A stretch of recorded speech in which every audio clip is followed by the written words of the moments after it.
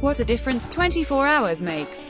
Monday morning's headlines in Britain were dominated by the familiar themes of Brexit-inspired political tension and economic listlessness, yet by Tuesday morning Brexit was briefly forgotten as the nation digested the news of a royal engagement.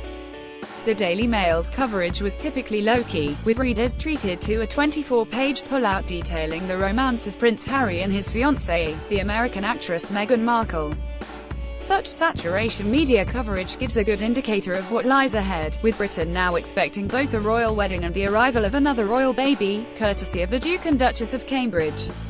While in the short term such events can provide a welcome distraction from the grim cycle of Brexit uncertainty and faltering growth, for assessing their economic impact is less clear-cut.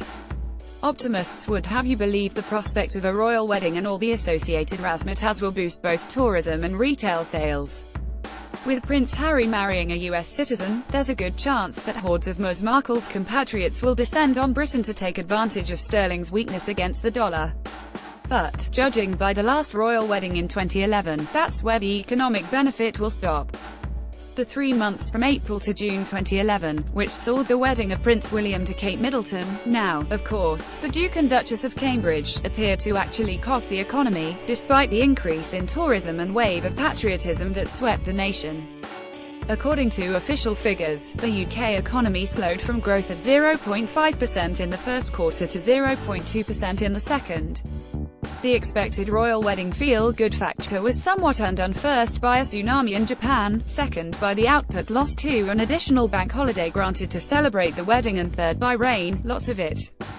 Natural disasters aside, one of the reasons we may not be getting a bank holiday for this royal marriage despite the apparent calls from the Prime Minister's own MPs for one is the cost to an already fragile economy that's forecast to grow by no more than 1.4% next year.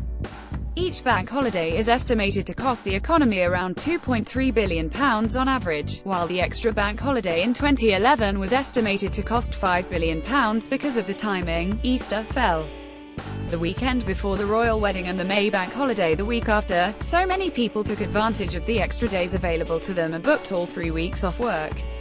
So while the royal wedding may be a welcome distraction from other events next May, most predictably the fallout of Brexit negotiations, it is unlikely to give the economy the shot in the arm it undoubtedly needs. One 2012 estimate from PricewaterhouseCoopers suggested the 2011 royal wedding benefited the economy to the tune of just £107 million. Countering the impact of the royal wedding, however, is the prospect of a third baby for the Duke and Duchess of Cambridge.